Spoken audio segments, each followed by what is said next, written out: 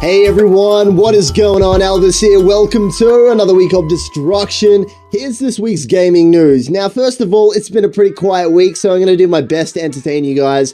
But yeah, it has been a bit quiet. Anyway, in this week's gaming news, Diablo 3 has released a brand new hotfix to the PTR, changing some things around. The monk definitely looks a little bit different in the way that you play. We'll get into that pretty soon.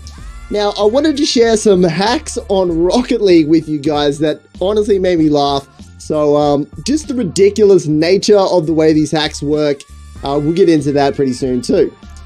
Now, Indivisible, a game calling itself an action RPG, has been fully funded, and I'm sure you guys have actually heard about this game floating around here and there, but there's a bit of a backstory as well to this game that I think is worth talking about. And the last thing that I wanted to talk about today is what games are you guys going to be playing over the holidays, and what are the games that I've been playing lately offline, because the games that I play online and offline are way different. When I just feel like chilling out by myself, I do like a certain specific type of game, so I thought I'd share that with you as well. Anyway, guys, let's get into the details. Okay, so let's get into some Diablo 3. Now, recently, a patch came through on the PTR, hotfixing some of the problems. One of the problems that they didn't fix was the Curtis boots. Guys, come on, get on that shit. But anyway, I wanted to talk about two different playstyles today. Now, as you guys know, I wasn't heavily invested in the last season of Diablo 3, and I did miss out on quite a lot, although I'm not too worried about catching up.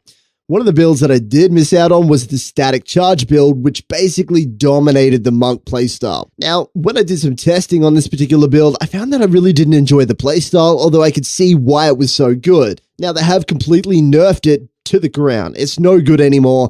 Players are going to be doing something different. And I've been having fun testing out my own builds, and I've had some success recently hitting rank 6 and the hardcore monk leaderboards. Hooray for Elvis. But anyway, I think that there's some major opportunities to discover brand new builds on the PTR that have yet to be played. There's so much potential with some of the items that are in the game. I don't know if you guys remember, but a couple of PTRs back, remember the monk mantra spam Sun Wukong set build? Yeah, I was actually the only person on the leaderboards, I think I hit top 10 as well, that was playing that build when everyone was running everything else. Literally the only person in hardcore and softcore. After that build got out, it spread like wildfire.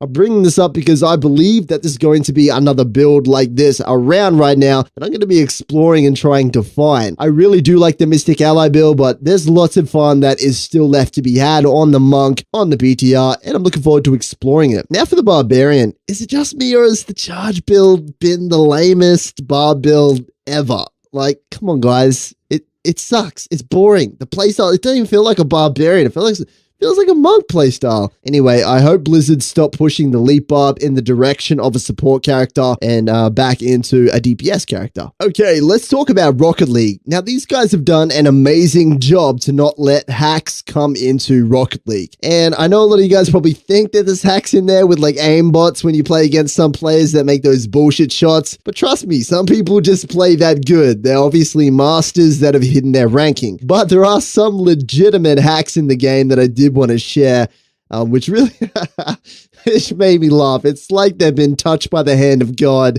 and I thought I would let me just show you the gameplay anyway. Yeah, so what you're seeing here is all skill, no hacks, just legit skill. Yeah, as you can see, there's some pretty crazy stuff. Now, I personally have not experienced hacking that I'm aware of in Rocket League. This is definitely not a massive issue that's plaguing the game. It does exist, and I literally put this in the episode for the humor factor. It's just like oh, it's like they're not even trying to get away with it. They're like, nah, good use of mechanics, that's all. Now, a game that I'm sure that a lot of you guys have heard a little bit about, and that is Indivisible. I wanted to talk about the backstory on how this game actually got proper funded, because there was a while there where it was definitely not going to get funded, not even close to. Let's get into this. So the game is boasting to be an action RPG, although in my opinion, it is a 2D action game with action RPG elements, but hey, you know, whatever. Call it whatever you want. It doesn't matter. The game, it actually does look pretty cool. You can tell it's going to be a cult classic. I have played around a little bit on the prototype, although it is extremely hard to play without a controller. Like I'm not talking about just a little bit hard. Like you kind of have to have a controller, with the prototype. But anyway, let's get into the backstory about this. Now, this game was very far away from getting funded. What happened was Aaron and Dan from a very popular YouTube channel called Game Grumps, I'm sure you guys know who they are, actually covered it in a Let's Play. I believe Aaron is a friend of one of the art designers working on Indivisible. Ever since then, all the major gaming networks picked it up, Kotaku, Polygon, and a couple of others, and the funding went through. And I just want to throw this out there. This game was cool enough to, make it by itself. It didn't need, any support or anything like that, but it was cool that it did get into the channels. It just goes to show how much leverage YouTube channels have on making or breaking a game. One thing I do really like about this game is that they're realistic with their goal. It seems like a lot, 1.5 million, but so many Kickstarter and Indiegogo, game pledges drop like $300,000 to build certain games, which is incredibly unrealistic.